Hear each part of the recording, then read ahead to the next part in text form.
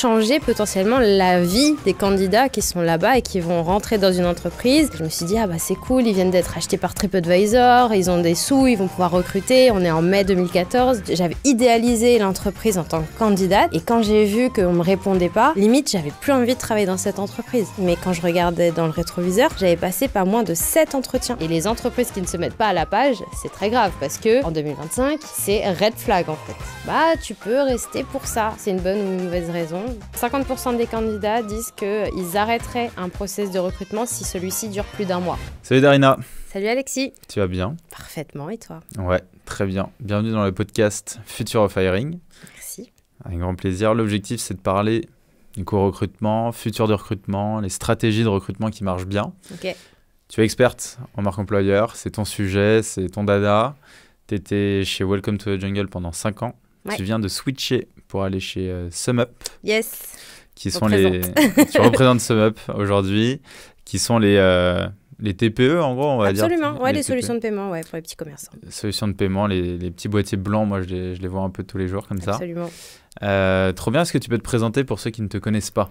Eh bien, enchantée, moi c'est Darina, j'ai 34 ans, j'habite en région parisienne et ça fait plus de 10 ans que je travaille dans la tech. Okay. J'ai commencé à travailler dans la French Tech en 2014, au tout démarrage, on va dire, de l'écosystème. J'ai bossé chez The Fork, anciennement La Fourchette, ensuite chez Blablacar, un peu chez Dailymotion, beaucoup chez Welcome to the Jungle, donc, et là je viens de switcher chez SumUp. Trop bien. Donc, tu as fait pas mal de boîtes, ouais, d'écosystèmes différents.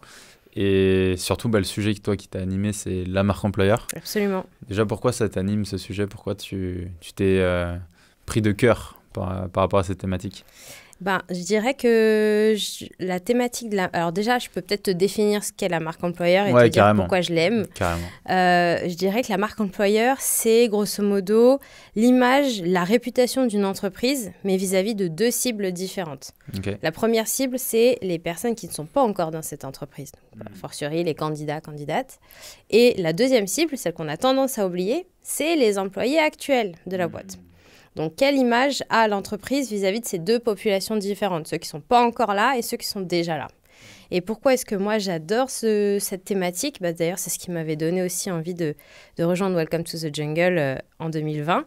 Eh bien, c'est que je me dis, moi, à l'échelle de conseiller les clients, de conseiller les entreprises, je vais pouvoir leur permettre de mettre en place leur stratégie de recrutement, onboarding, run pendant que les employés sont là, bref, pour changer potentiellement la vie des candidats qui sont là-bas et qui vont rentrer dans une entreprise et qui vont se plaire et rester sur le long terme. Donc je me dis, moi, ce qui m'anime, en tout cas sur la partie marque employeur, c'est vraiment comment moi je vais pouvoir avoir de l'impact sur la vie professionnelle des personnes. Ouais, c'est ça, et au sein de Welcome, donc tu avais plein d'entreprises qui arrivaient, qui avaient ces besoins-là, et donc toi, tu pouvais quand même les aider sur l'ensemble de ces leviers et voir une pluralité d'entreprises qui était hyper intéressante. C'est ça, il y a environ 5500 entreprises actuellement sur Welcome to the Jungle.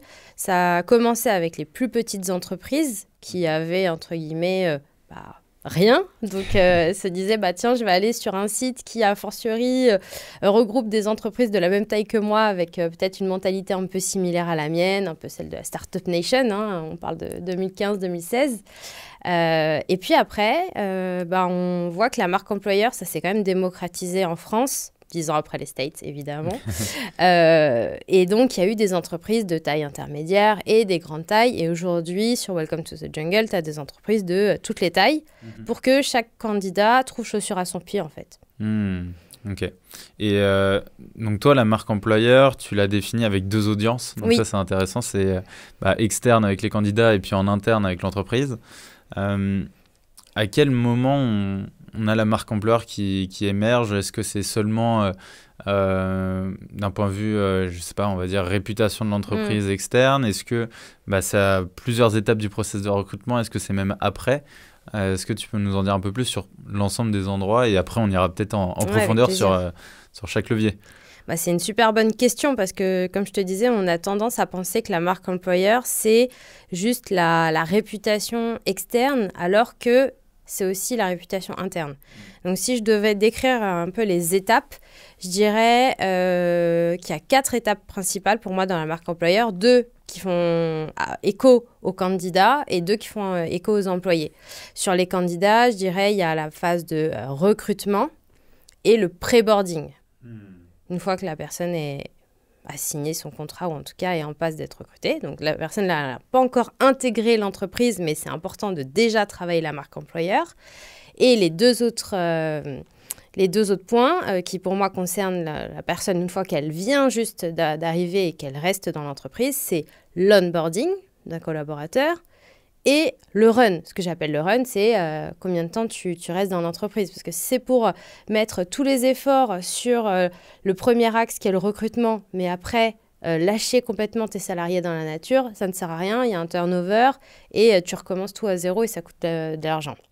Donc pour moi, c'est hyper important et c'est pour ça aussi que j'ai mis 2 points dans les 2 cases pour ne pas en oublier. Ouais, ok, je vois. Et c'est quoi les problématiques que tu vois, les enjeux que tu vois des entreprises par rapport à la marque employeur? Est-ce qu'elles ont du mal à, je sais pas, à communiquer, à affiner leurs valeurs? Quels sont les enjeux que tu vois, toi, aujourd'hui, des entreprises?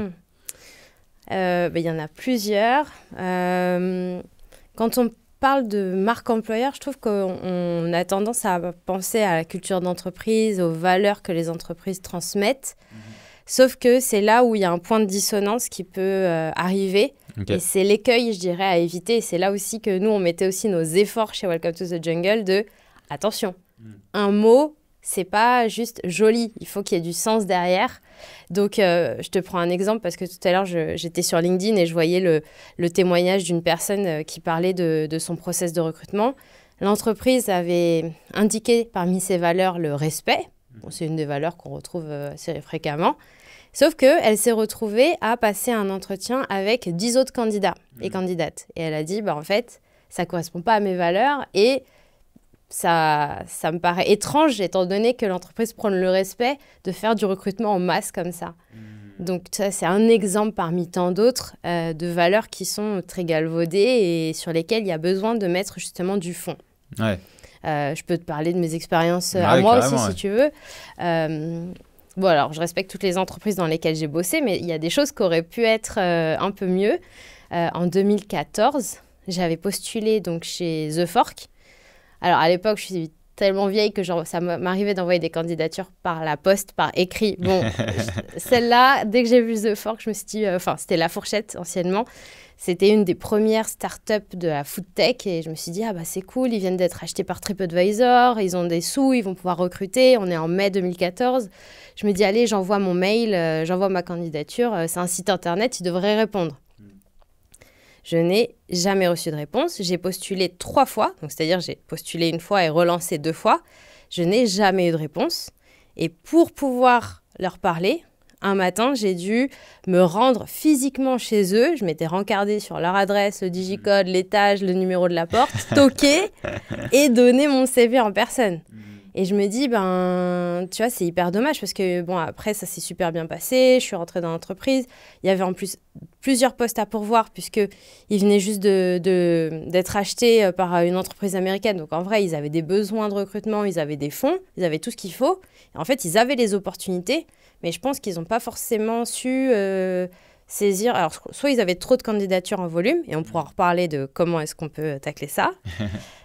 Mais en tout cas, tu vois, moi, j'avais idéalisé l'entreprise en tant que candidate. Et quand j'ai vu qu'on ne me répondait pas, limite, j'avais plus envie de travailler dans cette entreprise. Et souvent, je pense que ça arrive, je sais pas, tu postules chez, je prends un exemple tout pourri, mais chez Coca-Cola, il y a des milliards de candidatures. S'ils te répondent pas, limite, tu vas dire, j'arrête de boire du Coca-Cola, tu vois. C'est un peu ce truc-là où tu te dis, j'ai une belle image de la boîte en extérieur, mais si elle me fait un mauvais coup, on va dire, en tant que candidat, je vais arrêter de consommer ses services et ses produits. Ouais. Donc voilà, j'ai cet exemple-là de The Fork, chez qui le recrutement aurait pu être fluidifié, ou en tout cas une réponse claire vaut mieux et négative vaut mieux que pas de réponse du tout. Ouais. Ensuite, quand je suis allée chez Blablacar, belle entreprise, French Tech, qui est réputé. Frédéric Metzeler, on le voit partout. Ça fait envie, tu vois. J'y vais, je passe les entretiens. Et en fait, moi, ce qui m'a frustrée, c'est que je ne savais pas combien d'entretiens j'allais avoir. Je ne connaissais pas le processus d'entretien à l'avance. Et ça, j'ai pas osé le demander en tant que candidate puisque je me suis dit, bon, allez, je fais petit pas par petit pas. Si déjà je reçois un oui à chaque fois, c'est déjà bien. Sauf que, bon, à la fin, ça s'est bien terminé puisque j'ai été prise. Mais quand je regardais dans le rétroviseur, j'avais passé pas moins de 7 entretiens. Ah ouais, c'est énorme. Mais est-ce que je suis CEO de la boîte dans ce cas-là ou... Enfin, tu vois, je savais pas. Je me suis dit, mais qu'est-ce qui justifie de passer 7 entretiens ? Et le pire, c'est que quand je suis arrivée dans l'entreprise, alors je fitais avec les valeurs de l'entreprise, pas de souci. Mais en fait, moi, en termes de management, puisque j'avais rejoint le département bus, donc on n'est plus dans le covoiturage, là, on était vraiment dans le B2B. Blablabus, ouais. Blablabus. Et c'était en fait un management qui venait de la SNCF, puisqu'avant, Bus, avant d'être acheté par Blablacar, appartenait à la SNCF. Donc en termes de culture, entre Blablacar historique et la SNCF, on était vraiment là sur une dichotomie énorme. Et moi, j'ai déchanté, en fait, tout simplement. Et au bout de 4 mois, ils ont mis fin à ma période d'essai. Ouais, c'était pas ce qu'on t'avait promis. Ouais, et puis moi aussi, j'attendais des choses qui n'ont pas été présentes comme je l'aurais pensé, tu vois. Surveillance des horaires, flicage en télétravail, enfin, il y avait pas mal de choses qui se cachaient derrière des lignes. Et du coup, je trouvais ça dommage. Donc voilà, un deuxième exemple que je peux citer. Ok. Ouais, donc en vrai, toi, ça t'a impacté en tant que candidate. Ouais. Tu t'es dit, c'est hyper dommage, ces belles boîtes, en fait, elles ont une belle image de marque. Elles sont hyper sexy, on a envie de rentrer dedans, mais finalement, pendant mon process de recrutement, soit ça va pas ou il y a des choses qui vont pas. Et donc, ça entache un peu l'image de marque. Hein. Tu disais, moi, Coca-Cola, ça se trouve, je vais plus consommer du Coca. C'est ça. Et c'est vrai que marque employeur et image de marque peuvent être intimement liés au final. Parce qu'avant d'être des candidats, on est des consommateurs et des consommatrices. Exactement. De services aussi, pas que de produits. Et donc, c'est la réputation de la boîte. Et après, même, c'est une fois que tu rentres dans l'entreprise, est-ce qu'il y a un alignement ou une incohérence entre le discours énoncé et la réalité terrain? Ça, c'est la question qu'on m'a le plus posée pendant mes 5 années chez Welcome to the Jungle. Quand je rencontrais une nouvelle personne, c'est alors comment c'est en vrai, comment c'est à l'intérieur. À l'intérieur, ouais. Parce que voilà, quand je vois Welcome to the Jungle de l'extérieur, je lis les articles, je regarde leurs vidéos, je vais sur leur site pour postuler, mais c'est génial. Mais quand tu es là-bas, est-ce qu'il y a quelque chose qui cloche? Tu vois, on essaye toujours de trouver s'il y a un loup. Et je pense que c'est la question à laquelle j'ai... Excuse-moi. La question à laquelle j'ai le plus répondu pendant ces 5 ans. Ouais, est-ce que c'est réel? Mais souvent, on se demande... Et tu vois, c'est drôle parce que ça veut dire que les gens savent qu'il y a une surface et qu'à l'intérieur, c'est différent. Donc, il y a autre chose derrière. Okay, je peux te citer une entreprise, alors je ne sais plus laquelle c'était parce que j'ai vite voulu l'oublier, mais à l'époque où j'étais account manager chez Welcome to the Jungle, alors là, bien sûr, c'est 0,01% ce que je vais dire, des boîtes, mais tu vois, je leur dis, tenez, vous avez tel abonnement qui vous permet de parler de vos valeurs, est-ce que vous pouvez me les citer? Comme ça, on commence à compléter ensemble les textes. Et le monsieur me disait, les valeurs, je sais pas, ils mettent quoi les autres? Et là, je me suis dit, mauvaise réponse. Problème. Et là, tu as un problème de conscience parce que tu as envie quand même de mettre cette entreprise en valeur puisqu'il n'y a pas de raison, elle fait partie de tes clients et tu as envie de la valoriser autant que les autres. Mais l'approche, elle était erronée en fait. Ouais, c'était pas la bonne. Et du coup, je me demande, tu vois, est-ce que... par exemple, Welcome, donc vous avez tout un accompagnement, vous les aidez à définir leur marque employeur, à la mettre en avant et la mettre du coup sur les sites, sur le site de Welcome. Est-ce que, même je me pose la question, est-ce que ça crée de la dissonance aussi, tu vois, d'avoir une page Welcome bien optimisée, nickel, et au final, tu vas dans l'entreprise, c'est différent. Je sais pas si tu as eu ce cas-là. C'est vrai que nous, on peut se mettre en porte-à-faux puisqu'on est... Welcome to the Jungle, c'est une plateforme, on va dire. C'est comme si tu reproches à Amazon que le rose, il était comme ça et quand tu reçois le téléphone chez toi, le rose, c'est pas la même couleur. je prends rose parce que j'ai un téléphone rose, mais peu importe.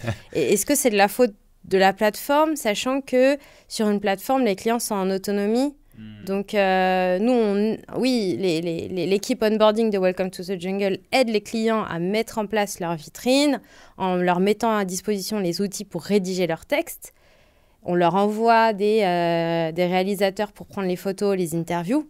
Maintenant, si toi, tu es CEO de ta boîte, tu dis quelque chose dans une interview et que dans la réalité, c'est pas vrai, est-ce que c'est de la faute de celui qui a capté la vidéo ou pas? Est-ce que c'est de la faute de celui qui a pris la photo? Si, en fait, les gens étaient en train de sourire sur une photo et en fait, tout le monde fait la gueule dans la boîte, est-ce que c'est de la faute du site qui héberge la vitrine? Si c'est joli sur le papier et pas derrière, tu vois, Welcome to the Jungle essaye vraiment de faire le maximum pour personnaliser les échanges, de vraiment dire qui vous êtes, qu'est-ce que vous faites, et ensuite on l'écrit. Après, voilà, c'est comme toutes les plateformes, quoi. Tu peux pas tenir responsable, en fait. Ouais, je vois ce que tu veux dire. Ouais, c'est là où c'est assez subtil. Ouais. Et ok, trop bien. Et la marque employeur... Mais pareil, excuse-moi de te couper, ça me fait penser. La première cause des tickets B2C qui arrivaient au CARE, donc les plaintes des candidats par rapport à Welcome to the Jungle... au CARE, au Customer Care. Au Customer Care, okay. Pardon, c'est... je n'ai pas eu de réponse à ma candidature. Et alors, ça rejoint ce que tu disais. Est-ce que c'est de la faute du site internet qui héberge les offres d'emploi si on n'a pas répondu à un candidat qui a postulé? Non. Je vois ce que tu veux dire. Mais par contre, oui, c'est le travail du site, en l'occurrence de Welcome to the Jungle, de faire de l'éducation, de l'évangélisation auprès des recruteurs pour dire c'est important, répondez à tout le monde et on vous donne les outils qui vous permettent de le faire facilement. Ouais, je vois. Mais tu vois aussi, ça rejoint exactement ta question, parce que pour eux, les candidats, ils se disent « Ah, je ne veux plus aller sur ce site parce que les recruteurs m'ont pas répondu. » Mais toi, tu es là, mais c'est pas de ma faute, quoi. Ouais, clairement, c'est pas toi qui fais le process derrière, quoi. Et quels sont les autres écueils que tu as vus ou que tu vois par rapport au sujet de la marque employeur? Eh bien, là, on a beaucoup parlé de la partie... avant de rejoindre l'entreprise, la partie candidat. Je peux peut-être te parler des écueils qui viennent une fois que les personnes ont intégré l'entreprise. Okay. Donc, on va dire, mettons les salariés. On a beaucoup vu d'avantages salariés galvaudés. D'accord. Parce qu'en 2014, c'était super cool d'avoir une table de ping-pong et un baby-foot. Et aujourd'hui, 10 ans plus tard, plus de 10 ans plus tard, c'est complètement différent. En fait, limite, si on te vend comme avantage salarié d'avoir un baby-foot, limite, c'est plus un red flag qu'autre chose. Exactement. Donc, je trouve que ça peut être un écueil en termes d'avantages salariés. Que veulent vraiment les salariés aujourd'hui? Et si je parle de 2025, on voit que les sujets de santé mentale, c'est hyper important. Donc, qu'est-ce que l'entreprise peut proposer pour aider les salariés dans leur santé mentale? Par exemple, ça peut être une plateforme type psychologue à disposition, des sites comme Mocacare, comme Till, qui sont mis à disposition avec un certain nombre de séances qui sont octroyées par employé par an. Donc voilà, j'ai parlé de la santé mentale. On parle de flexibilité au travail. Et ce n'est pas une question de combien de jours de télétravail par semaine. Là, c'est vraiment dans la vie de tous les jours, tu vois, quelle est ta flexibilité? Est-ce que tu as des horaires où tu dois pointer? Est-ce que si jamais tu as un problème et que tu n'es pas connecté à telle heure, est-ce qu'on va te le reprocher? Enfin, voilà. Donc, en fait, c'est des avantages qui sont moins tangibles, mais qui sont tellement ancrés dans la culture, tellement plus que, comme je viens de te dire, un jeu, un jouet. Voilà. Donc ça, pour moi, ça va être aussi galvaudé. Et les entreprises qui ne se mettent pas à la page, c'est très grave parce que en 2025, c'est red flag en fait. Ouais, ça marche pas. Aujourd'hui, la marque employeur te permet vraiment de te différencier sur ton marché où l'offre, il y a déjà beaucoup d'entreprises, il y a beaucoup de choix. Les candidats sont de plus en plus rares, peut-être exigeants aussi. Ça devient compliqué. Ouais.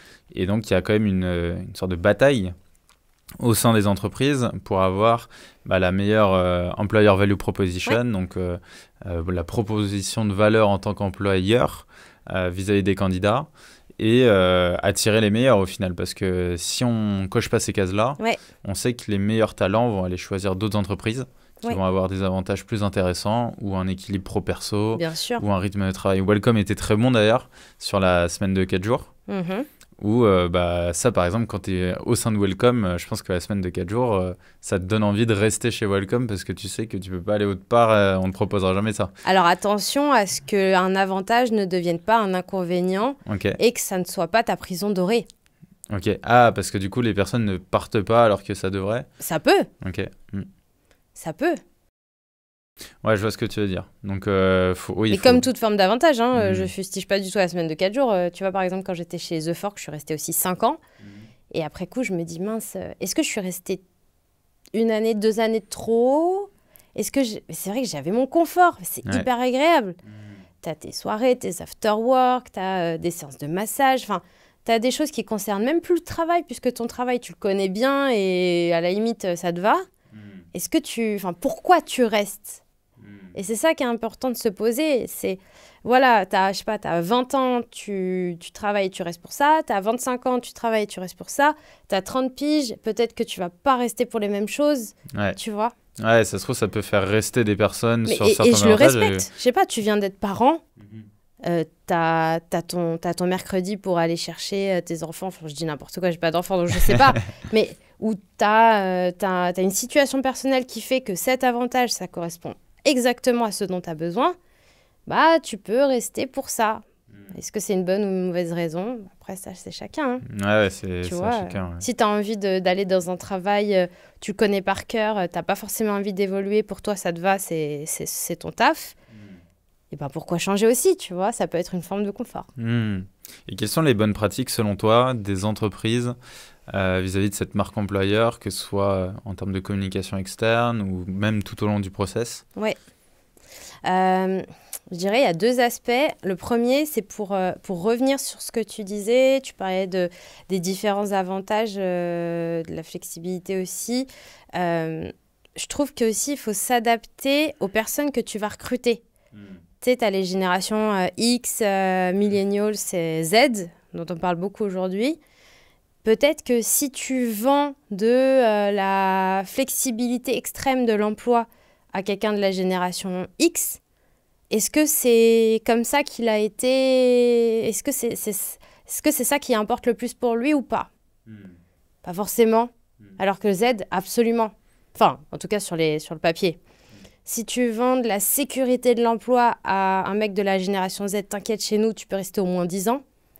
Est-ce que ça va lui plaire autant qu'un mec de la génération X qui, lui, est pépère, tranquillou et tout? Pas forcément. Donc, ce qui peut être un argument pour une génération peut être un red flag sur l'autre, où genre la génération Z, par exemple, je prends encore une fois sur le papier, se dit bah non, j'ai envie de multiplier les expériences pour pouvoir monter rapidement en grade et tout. Quelqu'un qui me vend rester 10 ans dans la boîte, mais no way, en fait, surtout pas, tu vois.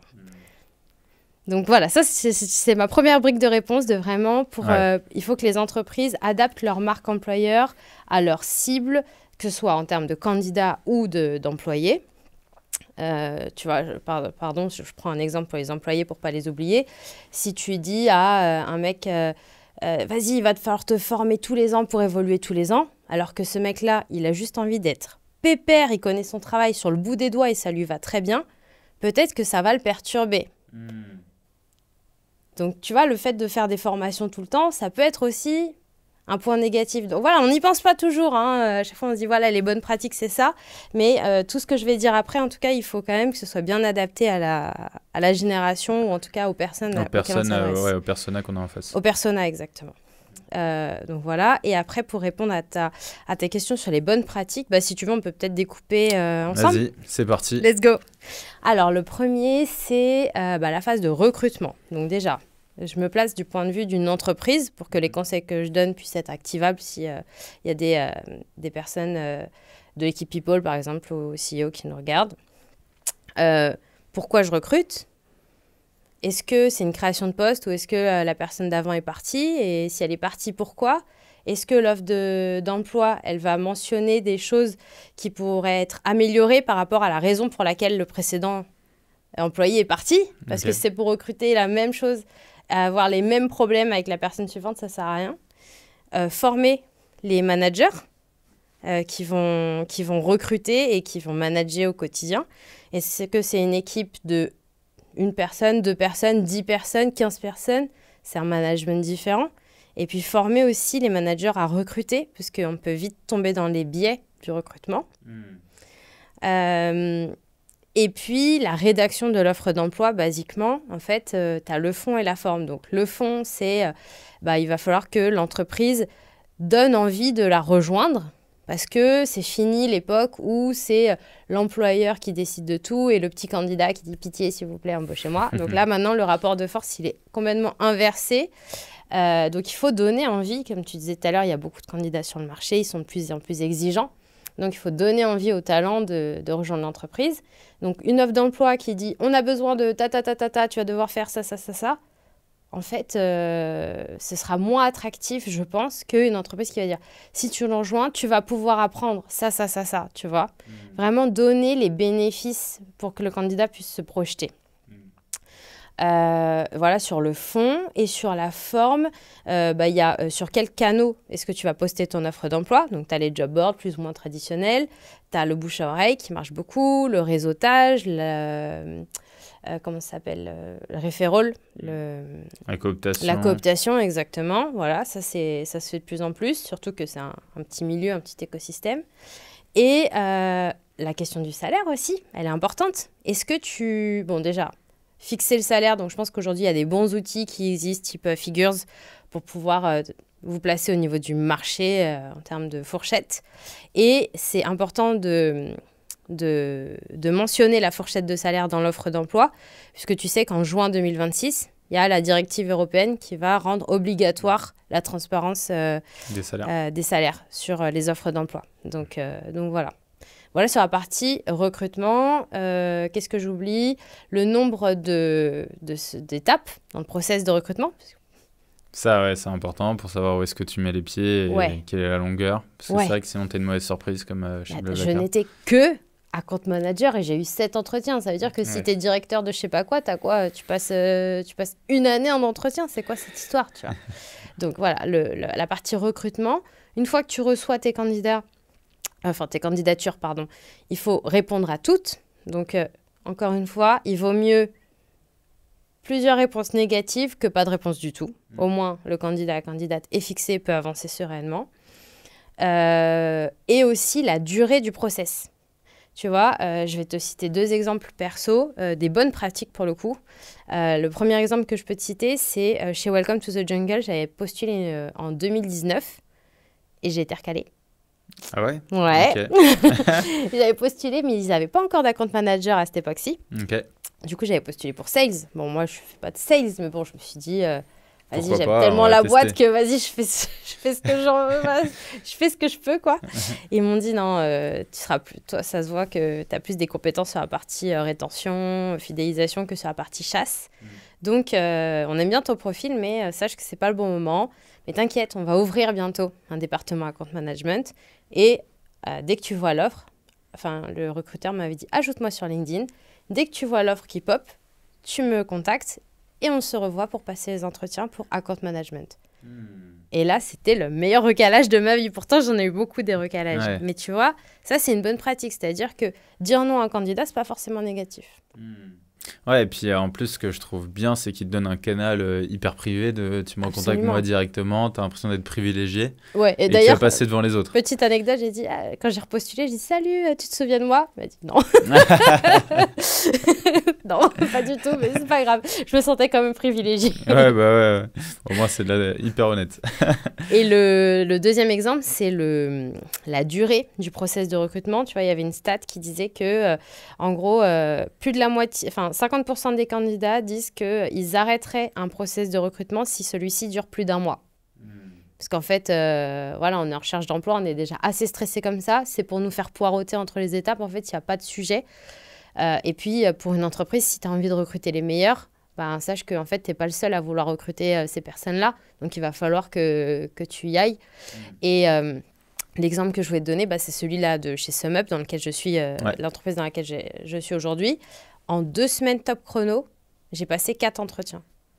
et j'ai eu la réponse. Genre, j'ai postulé, mettons, un week-end. Le lundi, j'ai eu le message du recruteur qui me dit entretien donc mercredi. Mercredi, entretien 1. Vendredi, entretien 2. Mardi, entretien 3, c'était une étude de cas.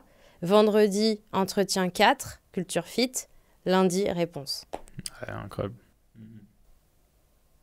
Et là, tu te dis, en fait, que ce soit oui ou que ce soit non à la fin, l'entreprise m'a respectée en tant que candidate. Ouais, ils ont fait bien les choses. Ouais. Et surtout, en vrai, c'est drôle parce que dès qu'ils doivent t'avoir, dès que tu deviens dans les process de recrutement, toi, tu décryptes tout. Ah, mais moi, j'ai décrypté. Je peux te dire que c'était rigolo parce que le 4e entretien, c'était culture fit, un peu comme d'hab. Et moi, chez Welcome to the Jungle, je faisais passer des entretiens culture fit. J'avais envie de dire au recruteur, ouais, cette question-là. Donc, ouais, c'était rigolo. Ok. Et donc là, dans notre process, on en est où? Donc, on a fait recrutement, c'est bon. Okay. Ensuite, on peut parler du pré-boarding. Le pré-boarding, c'est rapide. Hein. C'est en gros, tu as dit oui à une candidate ou un candidat. Et qu'est-ce qui va faire que tu vas lui donner envie de ne pas te lâcher, en fait.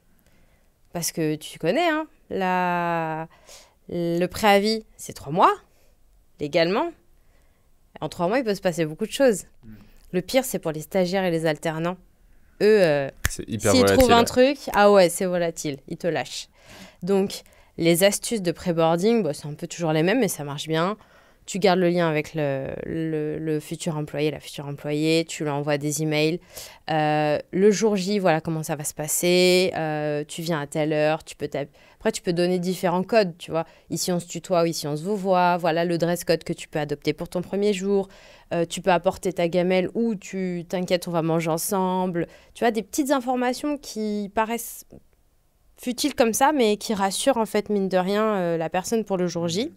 Et avant ça, tu peux tout à fait convier en fait tes nouvelles recrues à des after-work, à visiter les bureaux. Moi, tu vois, j'ai recruté une 20aine de personnes là dans l'équipe onboarding. Alors, je parle des stagiaires, tu vois, qui turnover, etc. Donc, il y avait pas mal de personnes et de la génération Z en plus. Et j'avais l'habitude, tu vois, de leur proposer de venir visiter les bureaux, prendre un café avec elles dans les bureaux, tu vois, qu'on se pose, qu'ils se sentent bien, qu'ils voient un petit peu l'environnement dans lequel ils sont. Et j'ai aussi invité ces personnes-là à rejoindre l'équipe, soit pour un after-work, soit pour un déjeuner le midi. Ça permet de rencontrer déjà les personnes, de dédramatiser, de commencer à se sentir faisant partie de l'équipe. En fait. Je trouve que c'est valorisant. Ouais, ça donne un petit teasing un peu comme... Parce que la rentrée des classes, par exemple, si tu prends l'exemple de la rentrée des classes, t'es là, t'es avec ton sac à dos, t'es stressé, tu sais pas comment ça va se passer, t'as pas d'amis, etc. Ah ouais, bien sûr. C'est horrible. En vrai, il y en a qui ont adoré quand ils étaient petits parce qu'ils étaient tout excités. Il y en a d'autres, c'était horrible pour eux. Ouais. Et c'est comment tu fais en sorte que ta rentrée, en fait, t'as une pré-rentrée. Absolument. C'est-à-dire que tu connais déjà les gens, t'as hâte de rentrer et que t'as qu'un aspect positif au final. Absolument. Tu vois, moi, j'avais demandé à aller visiter les bureaux de SumUp avant de les rejoindre. Parce qu'en fait, quand tu signes une promesse d'embauche, en fait, même si tu n'es pas stagiaire, l'entreprise, elle est engagée. Mais toi, en tant que salarié, tu fais ce que tu veux. Donc, pré-boarding, onboarding après. Allez, voilà. Là, on a fini la partie avant de rentrer dans l'entreprise, hein, le recrutement et le pré-boarding. Maintenant, on passe aux 2 étapes qui concernent l'entrée dans l'entreprise. Donc, l'onboarding à proprement parler, ou le ramp-up. Ça veut dire comment est-ce que tu vas accueillir la nouvelle personne qui rejoint la troupe et comment vont se dérouler, en fait, ces premières semaines, ces premiers mois. Et là, c'est important d'être très clair sur du point de vue de l'entreprise, qu'est-ce que l'entreprise attend de ce nouvel employé pendant ces 15 premiers jours, 30 premiers jours, 3 premiers mois. Et la bonne pratique, je trouve, c'est de mettre en place un genre de checklist de « Tiens, je te rends autonome, ça c'est ta checklist, elle est longue, mais je te laisse autonome, sache que dans un mois, il faut que tu aies coché toutes les cases. » Il faut que tu aies rencontré X, Y et Z personnes. Il faut que tu aies activé tes accès à tels outils. Donc voilà, un peu la checklist de « je te fais confiance, mais voilà ce que j'attends de toi ». Comme ça, au moins, c'est très clair, c'est écrit noir sur blanc, tu as juste à cocher. Je reste disponible. voilà, avoir des one-one déjà avec ton manager. Et aussi pouvoir poser toutes les questions que tu veux et pouvoir aussi être formé par les personnes. Genre, tu vois, moi là, j'avais un plan de formation. Alors, chez Welcome to the Jungle et chez SumUp, c'est un peu pareil. Il y a une première partie qui est un onboarding général, global à l'entreprise et une deuxième partie qui est une montée en compétences vraiment sur ton métier. Ok. Et la bonne pratique aussi, je trouve, c'est de clôturer le ramp-up par un rapport d'étonnement. Tu vois ce que c'est ? Ouais. Donc, tu demandes à la nouvelle recrue, qu'est-ce que tu penses est-ce que ce que tu avais vu de l'extérieur, c'est la même chose que tu vis aujourd'hui ? Ça, c'est hyper précieux parce que ça te permet, rien qu'en analysant seulement cette question, franchement, cette question, la réponse à cette question, tu peux détecter s'il y a une incohérence. Ah, mais absolument. Et s'il te dit non, bah, c'est pas de sa faute, c'est de ta faute à toi, en fait.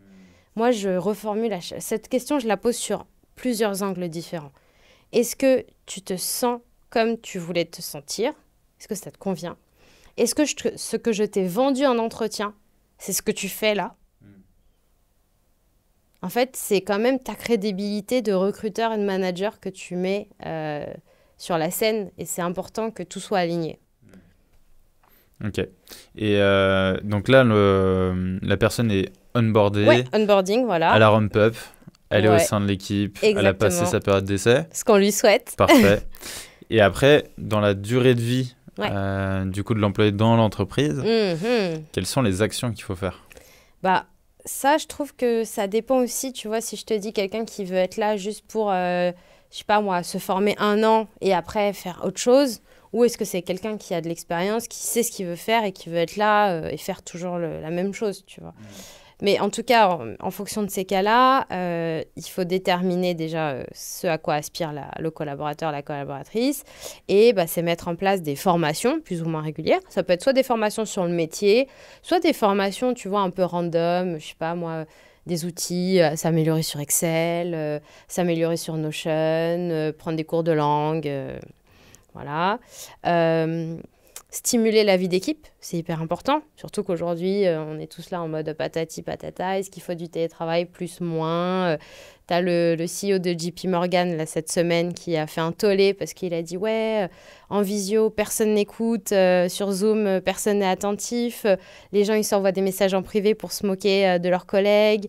Le vendredi, je pose une question, il n'y a personne qui me répond parce que les gens, ils sont là, mais ils ne sont pas là. » Enfin... Et puis à côté de ça, tu as les entreprises en full remote qui te disent c'est trop bien, mais c'est vrai que je me sens un peu esseulée. Bon, tout ça pour dire quoi ? Pour dire que la vie d'équipe, c'est hyper important.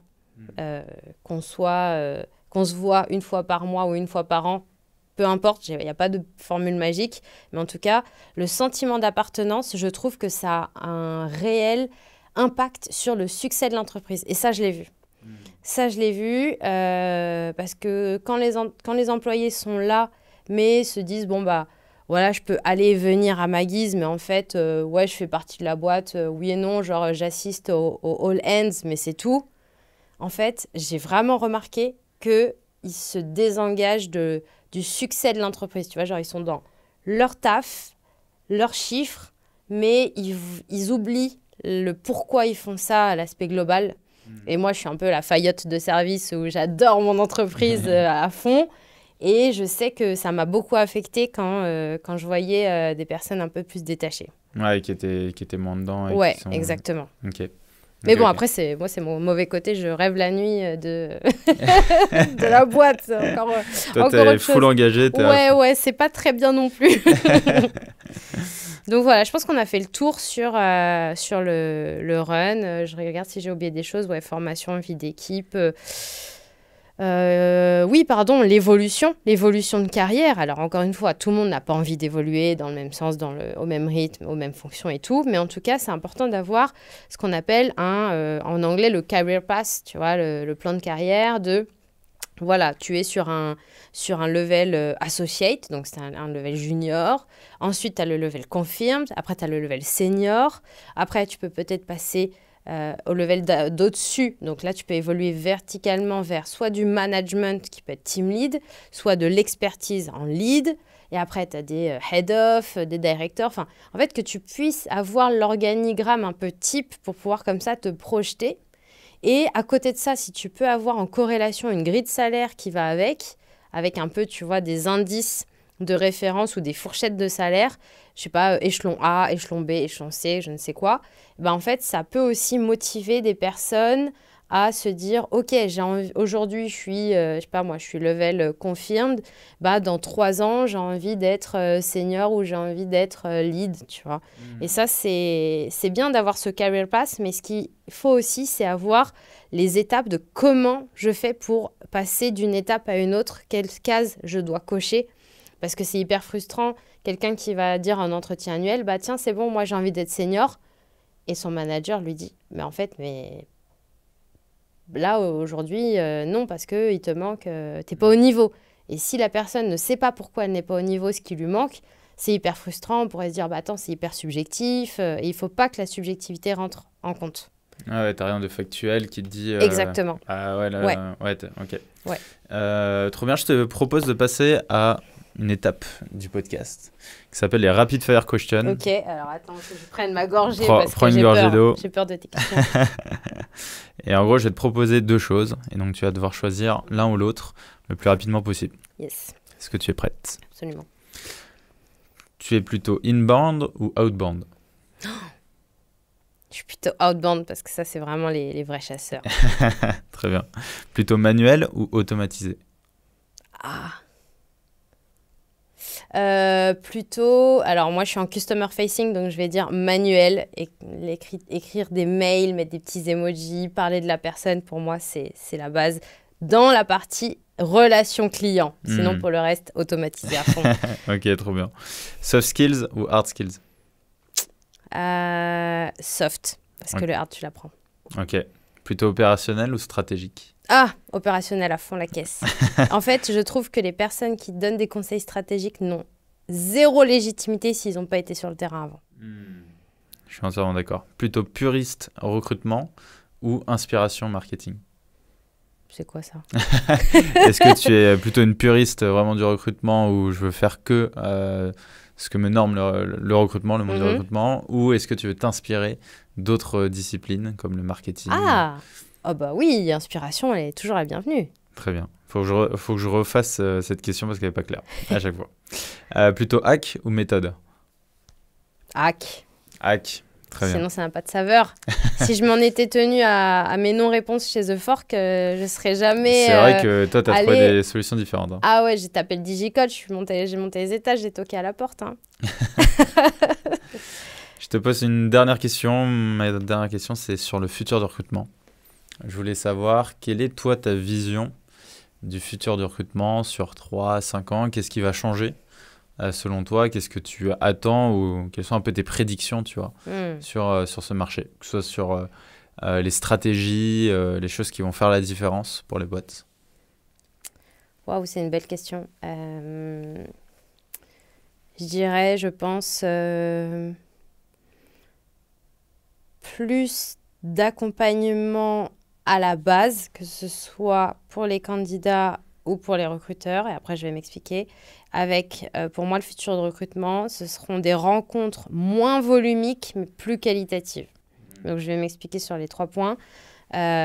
La partie aide, coaching, IA qui va vraiment aider, tu vois, je pense à une fonctionnalité qui a été mise en place là chez Welcome to the Jungle que j'ai vu passer sur LinkedIn, je n'y étais plus déjà, mais c'est une aide pour un candidat qui a envie de postuler à une offre. L'IA va lui dire, enfin un peu un coach, tu vois, de recrutement qui va lui dire, ok, donne-moi ton CV actuel, donne-moi le lien de l'offre à laquelle tu postules, et moi je vais essayer de merger tout ça pour te donner le maximum de chances d'envoyer le CV le plus pertinent. Donc voilà, ça va permettre d'avoir des candidatures, je pense, plus ciblées pour les recruteurs. Et pour les recruteurs, toujours des ATS plus performants, donc des outils Application Tracking System, des outils de gestion de candidature qui vont être toujours plus puissants, qui vont leur permettre de répondre plus vite, de détecter plus vite, de répondre à tout le monde, d'avoir des comment dire, des champs obligatoires pour ne rien oublier, type le salaire, type le nombre de steps en recrutement, etc. Donc voilà, des recruteurs mieux outillés, mieux formés, des candidats plus guidés, plus coachés. Je trouve que ça va faire des rencontres, je pense, plus qualitatives et plus humaines. Moi, je crois beaucoup à ce côté un peu double agent. Tu as les agents de talent, donc qui seront peut-être des IA qui vont recommander en fonction des profils quels sont les postes sur lesquels il faut postuler, et qui parleront à d'autres IA, qui seront des IA des entreprises, pour faire du matching, tu vois, directement. Vrai. Oui, absolument. Ça serait incroyable. Moi, après, je pense que ça nécessite un besoin assez conséquent de faire en sorte que tout le monde ait ces IA, donc c'est-à-dire toutes les entreprises aient une IA qui puisse... Après, ça peut peut-être être une plateforme, tu vois, dédiée, un welcome, tu vois, qui a une IA qui te met directement là. Oui, absolument. Ça peut s'imaginer comme ça. Là, aujourd'hui, sur Welcome to the Jungle, il y a une fonctionnalité de sourcing qui est développée côté recruteur. Donc, qui va leur permettre d'aller chercher dans un vivier de candidats ceux qui matchent. Et les candidats pourront recevoir, tu vois, un message « Salut, il y a telle entreprise qui a repéré ton profil ». Et ça, c'est chouette. Ça, c'est hyper précieux. C'est génial. Trop bien. Merci à toi, Darina. Merci C'était à top. toi, Alexis. Merci pour cet épisode. Et puis, je te dis à très vite. À très vite. Salut. Ciao.